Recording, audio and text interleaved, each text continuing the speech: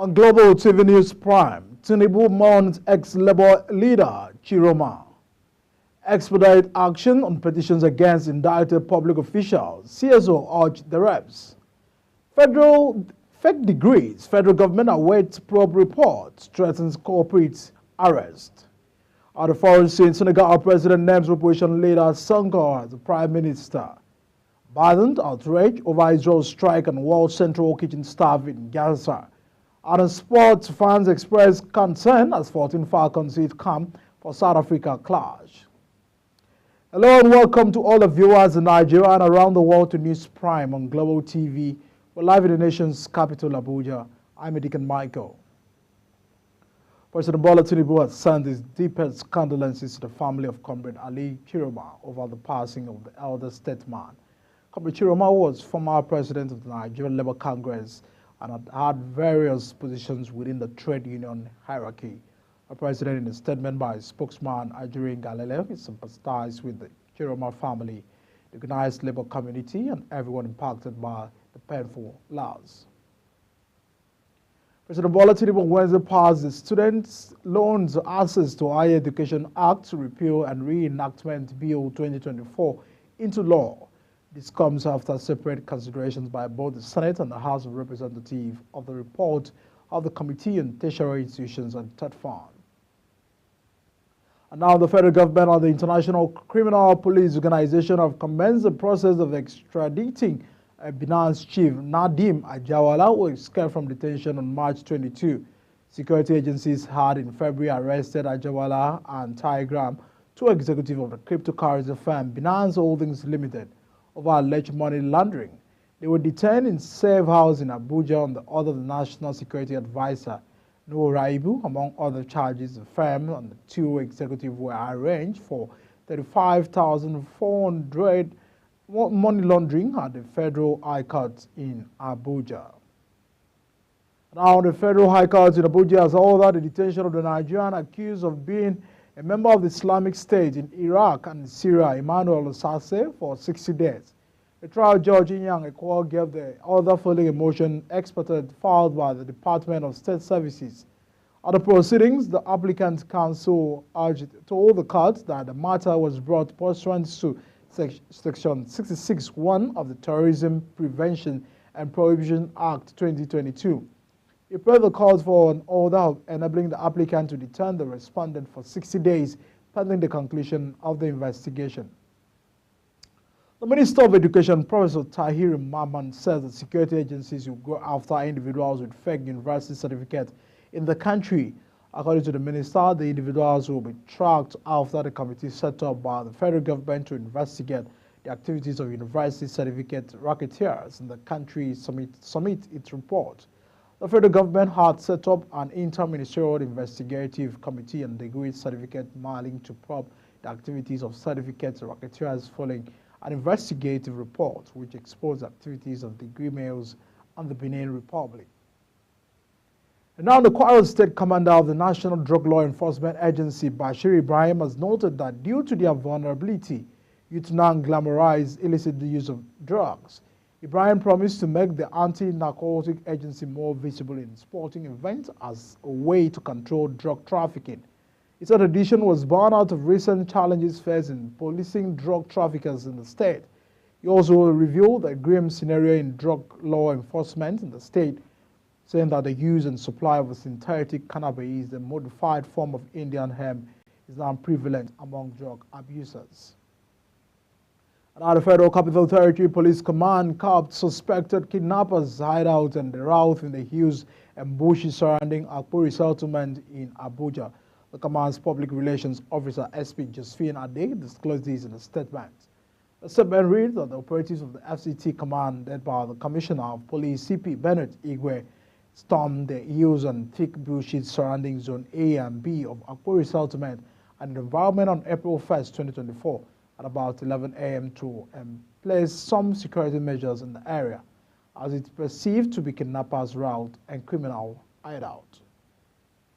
The Chairman House of Representative Committee on Disability says that the unfortunate discriminatory treatment on Adebola Daniel by the KFC outlet and at the Murtala Mohammed International Airport It's a wake-up call for the full implementation of the Disability Act signed into law in 2019 by the previous administration.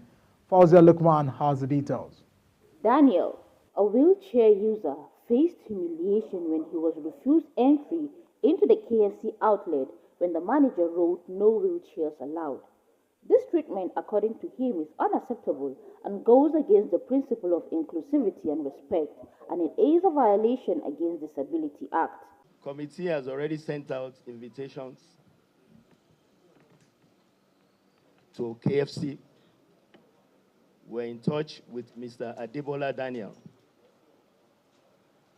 And letter has also gone out to FAN. The committee could not take up a physical investigation right now, because if you follow, they say FAN has closed the KFC.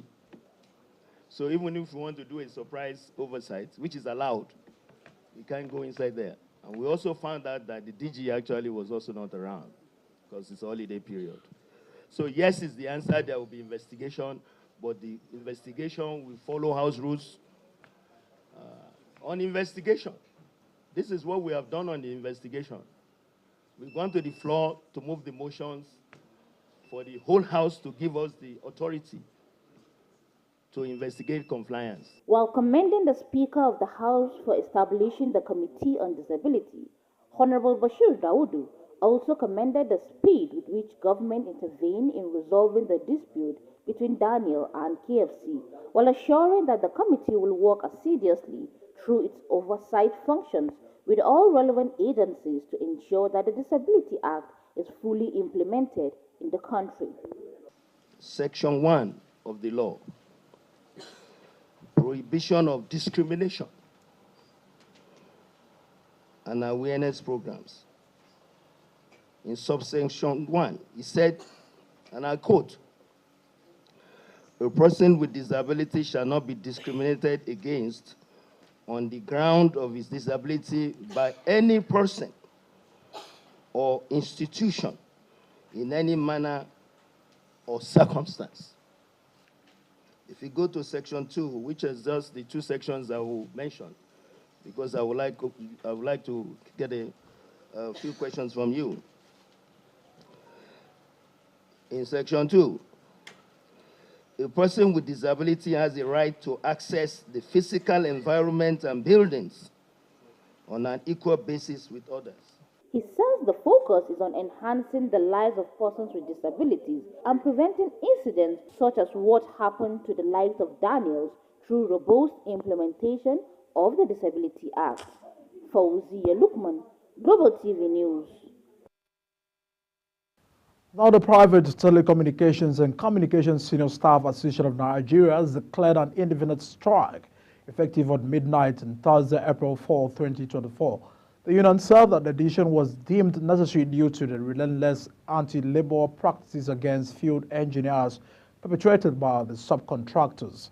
According to them, the subcontractors include REM Group, All Stream Energy Solutions Limited, Uppercrest Limited, Tilium Nigeria Limited, and Specific Tools and Techniques Limited, which are purportedly engaged in projects awarded by OHI Technologies Nigeria Limited. The union says that the grievances against these subcontractors include the appalling working conditions resembling modern-day slavery, a lack of entitlements commensurate with workers' effort, and the absence of adequate security measures, especially during late-night field assignments. The Universal Basic Education Commission, in collaboration with key stakeholders, has commenced the process of developing a smart curriculum for bilingual education in Nigeria. Head Public Relations and Protocol, Universal Basic Education Commission, David Apoy, in a statement in Abuja, disclosed that the Commission recently held a workshop for curriculum adaptation for the bilingual schools, where experts had brainstorming sessions on coming up with best curriculum for the unique schools. It says the Deputy Executive Secretary Technical of UBEC, Professor Bala Zachary Hodabus, as a project supervisor for the bilingual education program in Nigeria, called for a standardized approach in development of the bilingual education curriculum. Zachary noted that the UBEC is working towards ensure the success of bilingual education program, right from the constructions of the schools in the 9 focal states to the engagement of experts in a series of programs. The Nigerian Army 35 Artillery Brigade at Lamala, Abeokuta said it has handed over 441 purpose-seized substances suspected to be cannabis sativa weighing 223 kg to the National Drugs Law Enforcement Agency, Ogun State Command. Acting Assistant Director, Army Public Relations, 35 Artillery Brigade, Alamala, Abeokuta, Lieutenant Mohammed Gani stated this in a statement made in Abeokuta, Ogun State capital. Gani said that the troops of the brigade had intercepted a Mexa bus with plate number NRK 622SB conveying the substance at the village in Odeda, local government area of the state. He said that the commander, 35 Artillery Brigade, Brigadier General Mohammed Aminu, commended the troops for their effort, urging them to continue to remain vigilant in their various locations. You're watching News Prime coming to you live from Nigeria's capital, Abuja. We're on Star Times, Channel 276. Kindly follow us on all social media platforms using our Global TV NG and other handles now showing on the screen. When News Prime returns, Naira sells below 1,280 to $1 at official apparel markets. These and all the stories coming right after this break. Please stay with us.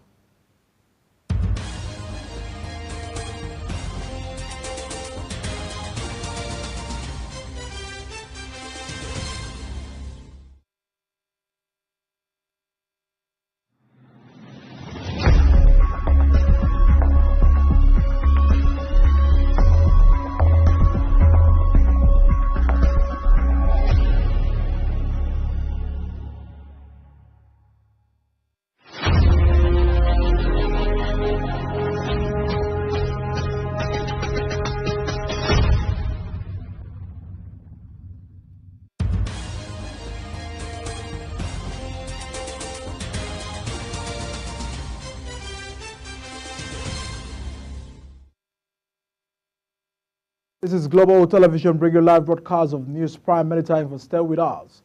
On the foreign scene, at least 7 people were killed and more than 700 injured by a powerful earthquake in Taiwan that damaged thousands of buildings and prompted tsunami warnings that extended to Japan and the Philippines before being lifted. Officials said that the quake was the strongest to shake the island in 2 decades and warned of more tremors in the days ahead.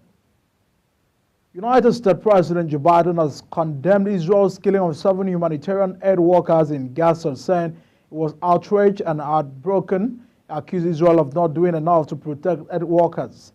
Israel promised an independent investigation after the UK, US, Canada, Australia, and Poland lost nationals in Monday's attack. Israeli President Isaac Herzog has apologized for the death. The 7 victims who were working for the World Central Kitchen were killed when their convoy was attacked from the air. President Biden called for Israel's investigation to be conducted swiftly and said it must bring accountability and its findings to be made public. He says that distributing aid in Gaza had been so difficult, adding that Israel had not done enough to protect the workers trying to deliver desperately needed help to civilians. Biden also accused Israel of not doing enough to protect Palestinian civilians. Left-wing Pan-Africanist Bassirou Diomaye Faye becomes Senegal's youngest president, pledging systematic change after years of deadly turmoil and announcing his mentor opposition figure Ousmane Sonko as prime minister. Faye, 44, has previously held an elected office.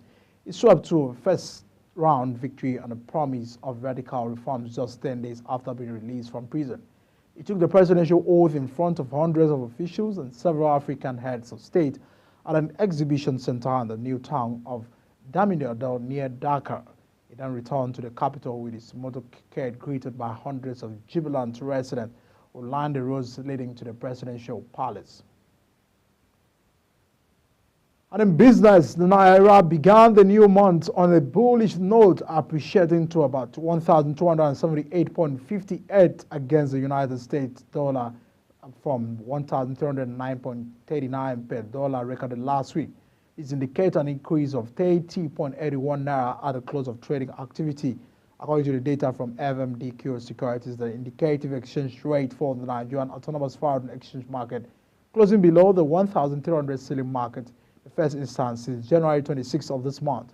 The Naira depreciated to as low as 1,615 to a dollar on March 13, 2024. Since the induction of a slew of forex policies by the central bank, the Naira has gained over 21% on the dollar since March.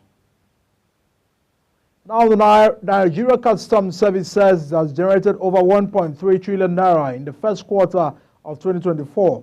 The Comptroller General of the Service, Adewale Adeniyi, announced this while addressing journalists in Abuja on the performance of the service, where he stated that the collection to the first quarter represents a substantial increase of 122.35% compared to the same period in the year 2023, which stood at over 6.6 billion naira.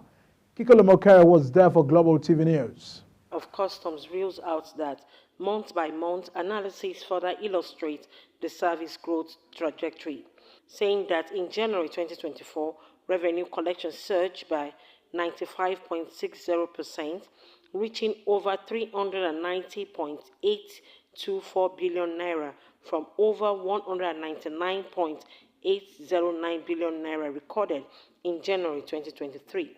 The upward trend continued in February 2024 with a staggering 138.68% growth, elevating revenue collection to over 450.209 billion naira from over 188.62 billion naira in February 2023.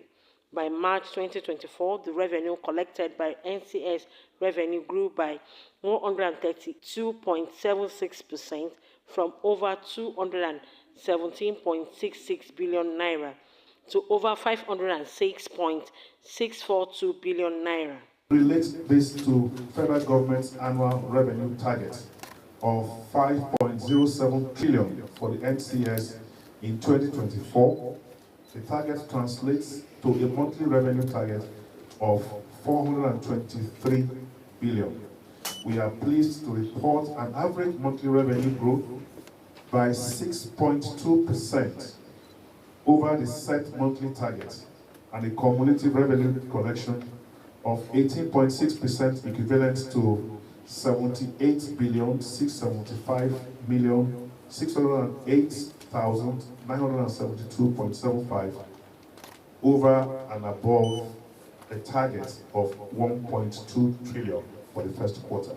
He further stated that in the first quarter of 2024, the NCS recorded a total of 572 seizures encompassing various items valued at over 10.593 billion naira in duty paid value, adding that January saw 111 seizures amounting to over 842 million naira in duty paid value, while February marked the highest seizure number of 432, totaling over 3.70 billion naira.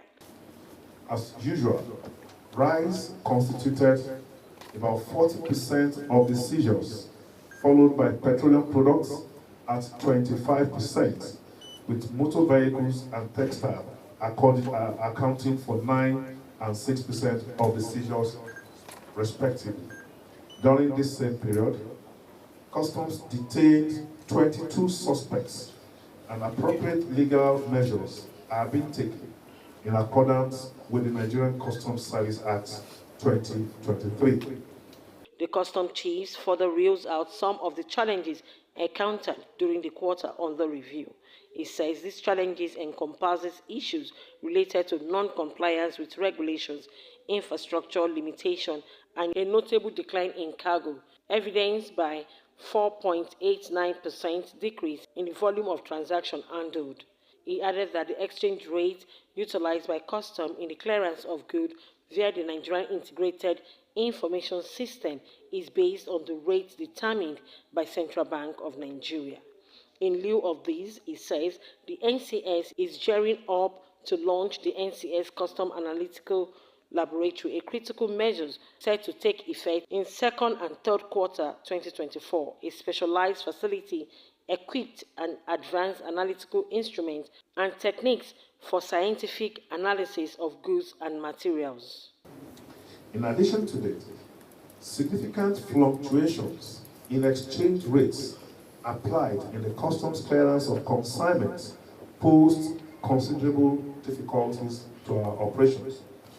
Leveraging state-of-the-art technology and expertise aided by Customs Analytical Laboratory is expected to enhance our capacity to detect and prevent smuggling, counterfeit goods, and other illicit activities, thereby safeguarding public health. He reiterated the NCS commitment to support the actualization of the 8-point agenda of President Tinubu-led administration. This commitment is demonstrated through both direct and indirect contribution to key areas such as economic growth, improved security, upholding the rules of law, and fighting corruption. Kike Lomo Okeri, Global Television News.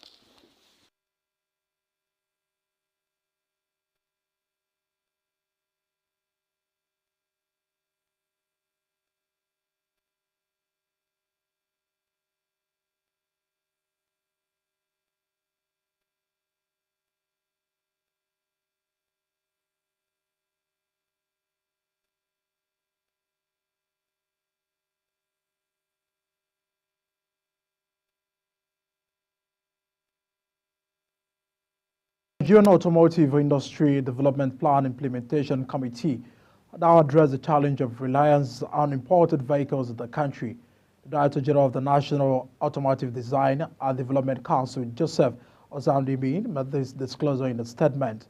The Minister of Industry, Trade and Investment, Doris Akuruka Ozaka, inaugurated the committee with membership from relevant ministries and agencies of government in Abuja.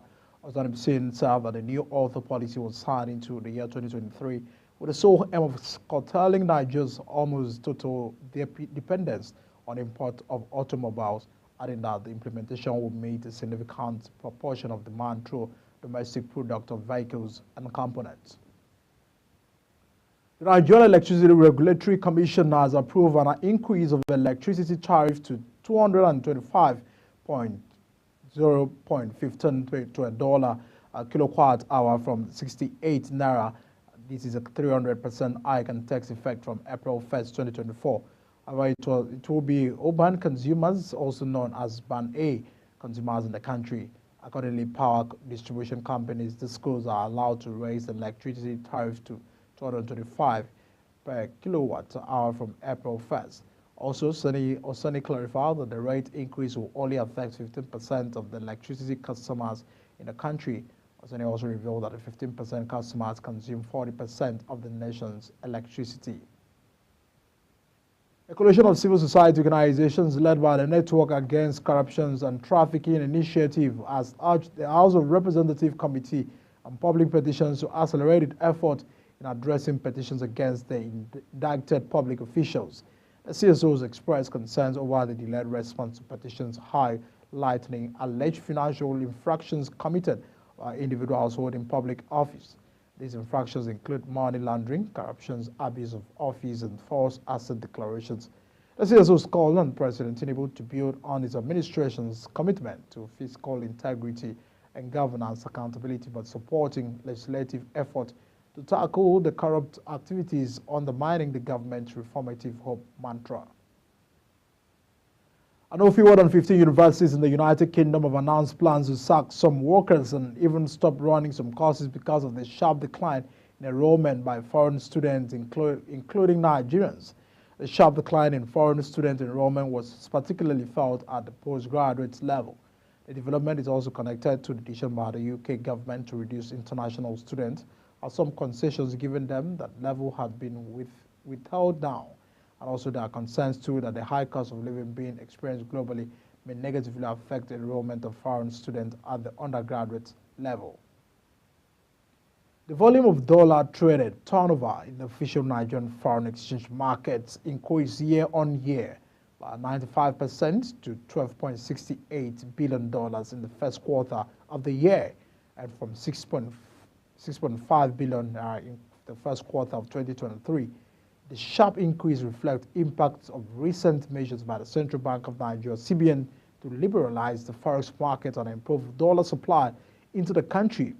Analysis shown of data on daily transactions provided show that the market recorded turnover of $2.14 billion in January, which increased by 133.6% to about $5 billion in February and up to about 10.8% to $5.54 billion in March.